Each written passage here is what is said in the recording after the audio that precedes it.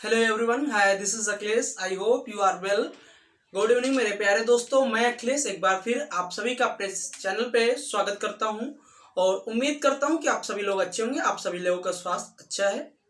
तो वो मौसम चेंज हो रहा है भाई साहब, तो थोड़ा अपने स्वास्थ्य को सभी लोग अपने स्वास्थ्य को भैया बहुत ज़्यादा ध्यान दें और उसके साथ साथ पढ़ाई करते रहें। पढ़ाई का भी रिदम नहीं छूटना चाहिए। चलिए उसी क्रम में आज हम लोग देखेंगे, पिछले लेक्चर में हमने बजट पढ़ाया, बजट के दोनों कॉन्सेप्ट बताए कि बजट दो पार्ट में मैंने पढ़ाया क्योंकि बड़ा था टॉपिक, तो मैंने सोचा कि दो पार्ट में पढ़ाते हैं। ठीक है, होने को तो एक पार्ट टॉपिक में हो जाता है, लेकिन दो पार्ट है तो बच्चा मान लो कि 34-35 मिनट का पहला वीडियो वो बेसिक समझ गया, दूसरा वीडियो 30 मिनट के आसपास है, उसमें उसको एडवांस लेवल पढ़ा देंगे। मतलब कौन से आर्टिकल पूछे जा सकते हैं, क्या क्या है, तो उसमें दोनों एडवांस लेवल, यानी आपको एकदम बेसिक से उठा के एडवांस तक का पढ़ा दिया मैंने बजट। तो बजट अब उससे बाहर कुछ नहीं आने वाला। कभी भी बजट पेश कर रहा है, जब भी 1 फरवरी को रखेंगे निर्मला सीतारमण जी, उसको बस पढ़ना, देख लेना, याद रिवीजन आगे कहाँ इसके आधार पर ये रख दे, इसके आधार पे किस मिनिस्टर को किसने दिया गया, कैसे कैसे मांगी होती, कैसे कैसे पूरी की जाती, क्या है क्या नहीं है, कितने दिन में पास होना, कैसे प्रधानमंत्री करना, क्या कब प्रधानमंत्री इस्तीफा हो सकता है, कब क्या, पूरा विस्तार से पढ़ा दिया। उम्मीद करता हूँ कोई चीज़ समझ में आई होगी। जिन लोगों ने नहीं देखा है तो आप लोग जाइए और देखिए प्लेलिस्ट, जो इंडियन पॉलिटी की प्लेलिस्ट बनी हुई है उसी में देखिए, अंतिम में दोनों बजट की आपको लिस्ट मिल जाएगी। ठीक है, तो वो तो हो गया बजट। अब आज का जो हमारा टॉपिक है, संविधान की महत्वपूर्ण शब्दावलियां। देखो संविधान में कुछ ऐसे कीवर्ड हुए थे, जैसे विधेयक हो गया, बिल हो गया, अमेंडमेंट हो गया, इन सब चीजों के बारे में चर्चा कर ले। अब हम लोग क्या कर रहे हैं, पार्लियामेंट पढ़ रहे हैं, यानी संसद पढ़ रहे हैं। तो संसद में कुछ कीवर्ड ऐसे होते हैं जिनको हमें जानना बहुत जरूरी है। तो संविधान की पार्ट, नो डाउट वो किसके पार्ट है, कॉन्स्टिट्यूशन की पार्ट है, बट उनका यूज कहाँ मोस्टली होता है, पार्लियामेंट में, यानी संसद में होता है। तो अब हम उन कीवर्ड को जानते हैं, ठीक है, यानी उन महत्वपूर्ण शब्दावलियों को जानते हैं। तो पहला क्या है, संसद की संप्रभुता। एक बात बताओ, ये जो संप्रभुता वर्ड है ये क्या है, ये संप्रभुता, ये जो संप्रभुता है इसका मतलब आप क्या समझते हैं?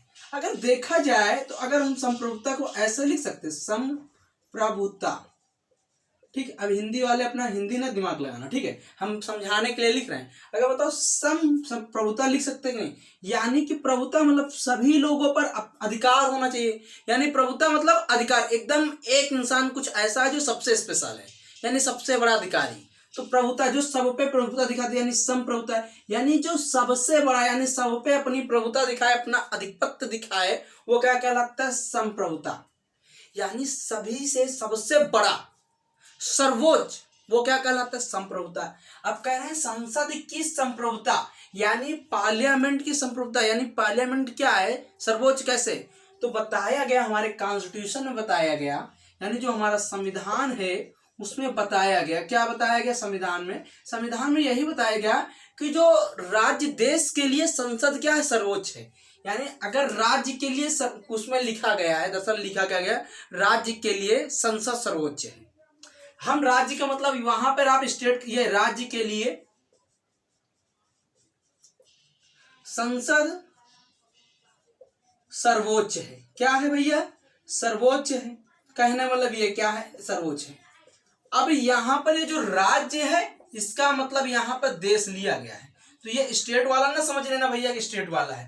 तो यहाँ पे जो राज्य है यानी देश के लिए संसद क्या है, सर्वोच्च है, यानी पूरे देश के लिए संसद क्या है भैया, सर्वोच्च है। इसका मतलब क्या है कि संसद की संप्रभुता है, किसी देश को चलाने के लिए उस देश का सबसे बड़ा क्या है, तो संसद है, यानी क्या, संसद सर्वोच्च है, ये बताया गया। ठीक है, अब क्या है, संसद सर्वोच्च है, तो अब बताओ संसद सर्वोच्च कैसे हो सकती है, कुछ प्रूफ तो करना होगा।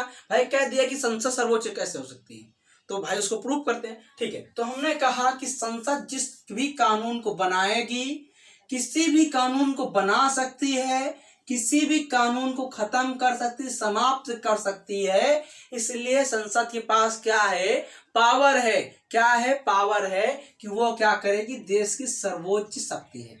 क्यों, देखो मैंने कहा संसद किसी भी कानून को बना सकती है, यानी कि अगर मान लो कल तुम्हें आवश्यकता पड़ जाए कि कह दिया जाए मोदी जी आज रात को 8:30 बजे आए, मोदी जी 8 बजे तो आते हैं, रात को 8 बजे आए और कहें समस्त देशवासियों, भाइयों और बहनों, आज से जितनी भी बच्चियां हैं जो 18 वर्ष की हो गई हैं उनको प्रत्येक महीने में 500 रुपया दिया जाएगा उनके पर्सनल खर्चे की। अगर मोदी जी आए वो कहते जितनी भी देश की बच्चियां हैं उनके पर्सनल खर्चे के लिए 500 रुपया मंथली दिया जाएगा, ये ऐलान कर दें। तो इसके लिए मोदी जी अपनी जेब से तो नहीं देंगे कि मोदी जी अपनी जेब से इनकम दे रहे हैं, देंगे संसद से कानून बनवाएंगे, पास होगा पैसा तभी तो निकलेगा। तो उसके लिए क्या होना चाहिए, लोकसभा और राज्यसभा दोनों सदनों से क्या हो, पास हो, उसके पास क्या होना चाहिए, राष्ट्रपति सिग्नेचर होना चाहिए। तो ये कानून बन गया, मान लो ये कानून बन गया, चलो ठीक है, कल से मतलब अगले महीने से ट्रांसफर होने लगे सभी बच्चियों के पास 500, ठीक है। ये क्या हुई, संसद ने कानून बनाया। अब इतनी बात समझ में, क्योंकि दोनों सदनों से पास हो गया, राष्ट्रपति साहब सिग्नेचर कर दिए, संसद से क्या बन गया, कानून बन गया।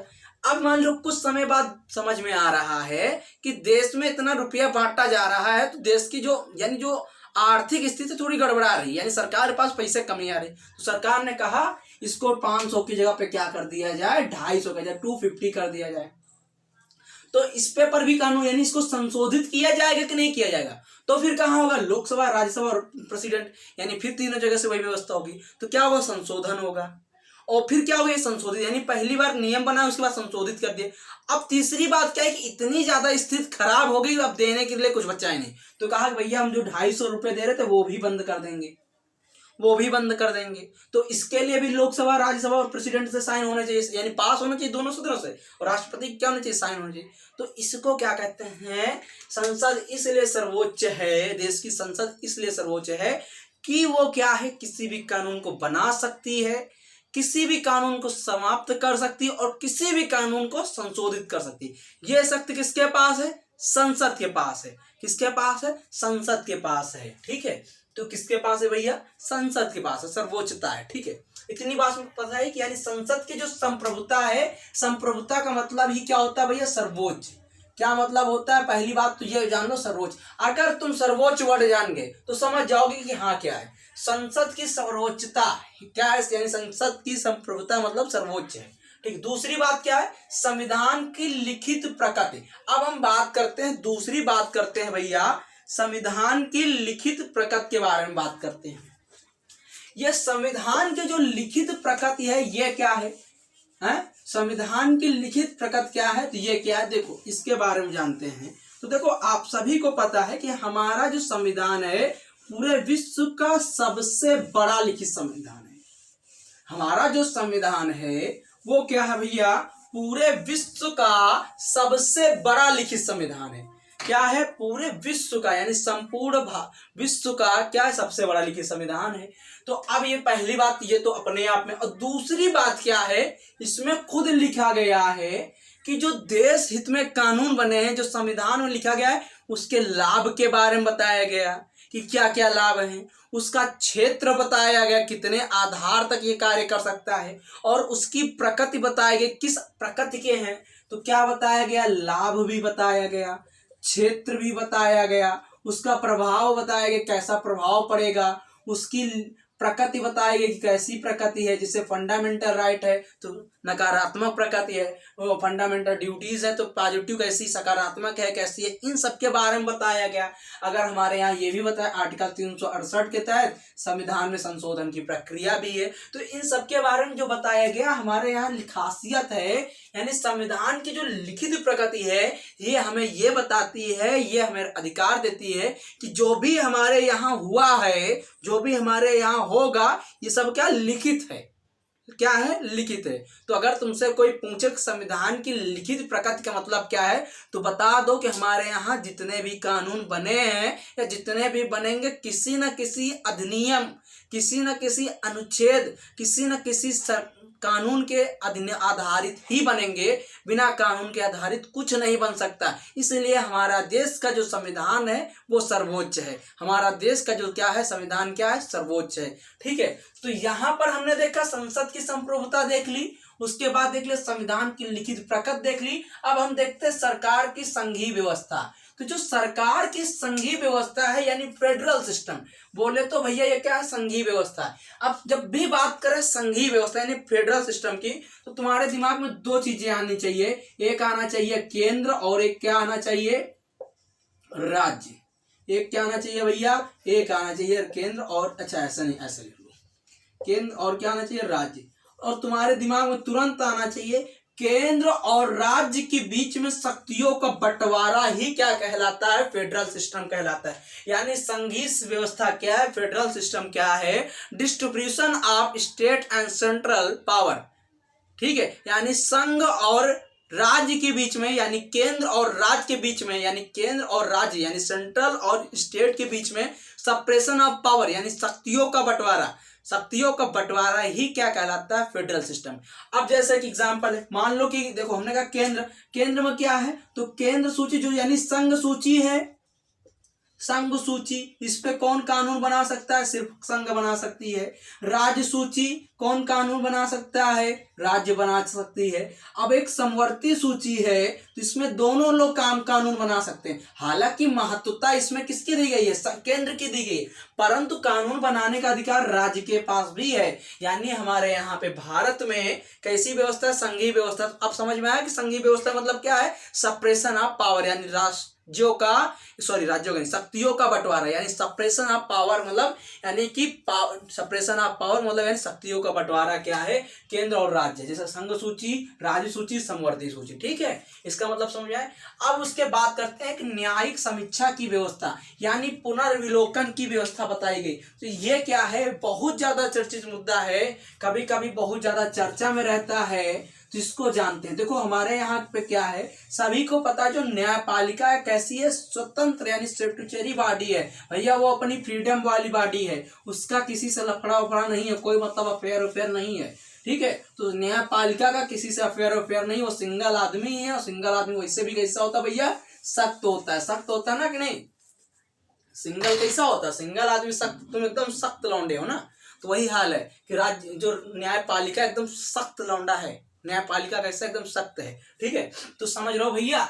तो कहने मतलब जो न्यायिक समीक्षा की थोड़ा डिटेल में देखने की कोशिश करें न्यायिक समीक्षा को, तो भैया न्यायिक समीक्षा का मतलब सीधा सा मतलब है कि देखो मान लो संसद कोई ऐसा कानून बना दे, पहले इसको आम भाषा में सुनो, ठीक है। न्यायिक समीक्षा का सीधा सा मतलब है संसद के द्वारा बनाए गए किसी कानून को अगर न्यायालय उसे असंवैधानिक घोषित कर देता है, असंवैधानिक घोषित कर देता है, तो उसे क्या कहते हैं, न्यायिक समीक्षा के अधीन आया, ठीक है।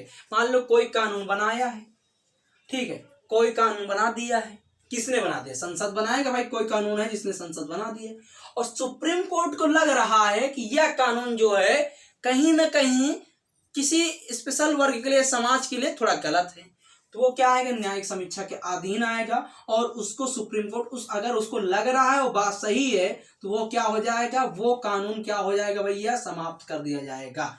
यानी कि न्यायिक समीक्षा का सीधा सा मतलब कहें तो कोई कानून संसद ने बनाया है, ठीक है, और बाद में लग रहा है कि अगर संसद ने कोई कानून बनाया और सुप्रीम कोर्ट को, किसको, सुप्रीम कोर्ट को लग रहा है कि यह कानून जो है समाज के लिए गलत इम्पैक्ट करेगा, तो वो न्यायिक समीक्षा के अधीन उस पर उसको क्या करेगा, उस पर विचार करेगा, और अगर सुप्रीम कोर्ट सच में लग रहा है कि गलत है तो उसको स्वतः क्या कर देगा, समाप्त कर देगा। यानी संसद के द्वारा बनाए गए किसी कानून को असंवैधानिक घोषित करना ही क्या कहलाता है, न्यायिक समीक्षा की व्यवस्था कहलाता है। क्या कहलाता है, न्यायिक समीक्षा की व्यवस्था कहलाता है। इतनी बात समझ में आई। न्यायिक समीक्षा क्या है, न्यायिक समीक्षा मतलब क्या है कि संसद के द्वारा कोई ऐसा कानून जो न्यायालय को लग रहा है कि असंवैधानिक है और उसको असंवैधानिक घोषित कर दिया जाए, यही क्या कहलाता है, न्यायिक समीक्षा की व्यवस्था कहलाती है। इतनी बात समझिए। उसके बाद क्या है, अधिकार है, मूल अधिकार। देखो सब लोगों ने फंडामेंटल राइट्स पढ़ लिए हैं, सब लोगों ने पढ़ लिए, हम सबको पता है 12 से लेकर 35 तक क्या है, ठीक है। लेकिन कभी कभी मोस्टली देखो क्या होता है कि हम लोग 14 से लेकर पढ़ना स्टार्ट करते हैं और 32 तक ही पढ़ते हैं, 33 34 हल्के में, 33 34 और 35 हल्के में पढ़ लेते हैं, बहुत हल्के में पढ़ रहे थे, ठीक है। लेकिन हम लोग 12 तो पढ़ते ही नहीं हैं और 13 भी नहीं पढ़ते हैं। तो देखो भैया 12 में बताया गया राज्य की परिभाषा, और यहाँ पे जो फिर से बता दूं जो राज्य की परिभाषा है, और यहाँ पे जो राज्य की बात की है देश है, यानी यहाँ पर देश की परिभाषा कर सकते। आर्टिकल 12 में क्या है, देश की परिभाषा। उसके बाद ये बताया गया अनुच्छेद 13 में ये बताया गया है, और ये जो मूल अधिकार की बात की गई है, तो सबको पता है कि संविधान ने हमें कुछ फंडामेंटल राइट दे, हमारे पास 6 मौलिक अधिकार हैं, ठीक है। अब बताया गया है कि अगर उनको सिक्योर, अगर मान लो तुम्हें फंडामेंटल राइट का हनन हो रहा है, तुम कहोगे ना कि डायरेक्ट सुप्रीम कोर्ट कहाँ, जैसे 32 के तहत फंडामेंटल राइट का एवोल्यूशन हो रहा है, शोषण हो रहा है, तुम डायरेक्ट सुप्रीम कोर्ट चाहे 32 के तहत। लेकिन अगर मान लो ये तो कोई आम नागरिक कर रहा तब जाओगे ना सुप्रीम कोर्ट, लेकिन अगर मान लो संसद ही गलत काम कर दे या कोई ऐसा कानून बना दे जो तुम्हारे फंडामेंटल राइट का एवोल्यूशन हो रहा हो, तो उस पर क्या करोगे? तब तो सुप्रीम कोर्ट किसके खिलाफ जाओगे तुम? तब तुम्हें क्या है कि अगर मान लो अनुच्छेद 13 के तहत यह पावर दी गई है, संसद कोई ऐसा कानून बना रही है जो फंडामेंटल राइट का एवोल्यूशन कर रहा है या शोषण कर रहा है, तो वह कानून स्वतः क्या हो जाएगा? शून्य हो जाएगा। वह कानून क्या हो जाएगा? स्वतः शून्य हो जाए। कहने का मतलब भैया क्या है कि हमारे पास यहां तक अधिकार है कि अगर सरकार या सत्ता पक्ष पावर में है और वो आम जनता के खिलाफ कुछ ऐसे कृत्य कर रही है जिससे उसके फंडामेंटल राइट का एवोल्यूशन हो रहा है, तो वह कानून क्या हो जाएगा? स्वतः शून्य हो जाएगा। वह कानून क्या हो जाएगा? स्वतः शून्य हो जाएगा, यानी उसकी कोई भी वैल्यू नहीं रहेगी। वो विधि के अनुसार शून्य है, उसकी कोई भी वैल्यू नहीं, चाहे जितना भी बना ले। तो ये क्या फंडामेंटल राइट का एवोल्यूशन हो रहा है, तो अनुच्छेद 13 के तहत वह कानून क्या हो जाएगा? स्वतः शून्य हो जाएगा। तो समझ में आया कि क्या था? संसद की संप्रभुता मतलब सबसे बड़ा, राज्य की सबसे बड़ी, यानी राज्य मतलब देश की सर्वोच्च शक्ति, ठीक है। उसके बाद संविधान की लिखित प्रकृति, मैंने बताया संविधान की लिखित प्रकृति, यानी संविधान में बताया गया है कि हमारा संविधान कैसा है, संविधान में जो ये भाग है, इस भाग में क्या बात है, इस फंडामेंटल राइट में क्या है, या जो भी बताएगी फंडामेंटल सकारात्मक है नकारात्मक है, जो भी बताएगी, यानी सारी की सारी चीजें बताई गई लिखित प्रकृति में। और सबसे खास बात क्या है कि हमारे संविधान में जो खास बात बनाती है, हमारा जो संविधान है वो क्या है? विश्व का सबसे बड़ा लिखित संविधान है। उसके बाद हमने बताया सरकार की संघीय व्यवस्था, यानी federal system of Indian government, यानी सरकार की जो संघीय व्यवस्था, इसके कहने मतलब है शक्तियों का विभाजन, power of suppression of power, यानी शक्तियों का विभाजन, सप्रेशन ऑफ पावर का मतलब क्या है? जैसे केंद्र और राज्य होगा तो केंद्र किस पे बनाएगा? संघ सूची पे कानून बना सकते हैं। राज्य किस पे बनाएगा? राज्य सूची पे। और केंद्र और राज्य दोनों मिलकर किस पे बनाते हैं? समवर्ती सूची पे, यानी शक्तियों का विभाजन किया गया। उसके मैंने बात कहा न्यायिक समीक्षा की व्यवस्था। तो न्यायिक समीक्षा क्या भैया? न्यायिक समीक्षा जैसे संसद किसी कानून को बनाया परंतु सुप्रीम कोर्ट को लगा ये कानून थोड़ा गलत है तो उसको असंवैधानिक घोषित कर सकता है। कौन कर सकता है?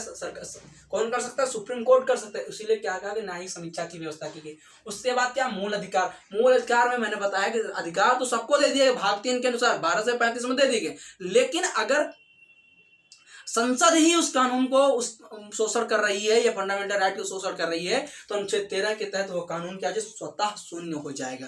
क्या हो जाएगा? स्वतः शून्य हो जाएगा। अनुच्छेद 13 के तहत वह कानून जो होगा क्या हो जाएगा भैया? स्वतः शून्य हो जाएगा। तो इतनी बात समझ में, यही था आज का इंपॉर्टेंट टॉपिक और उम्मीद करता हूँ आप सभी को अच्छा लगा। प्लीज अगर अच्छा लगा तो इसको चैनल को लाइक करो, शेयर करो, सब्सक्राइब करो। थैंक यू दोस्तों, आज के लिए इतना ही। पढ़ते रहे, मुस्कुराते रहें। जय हिंद, जय भारत।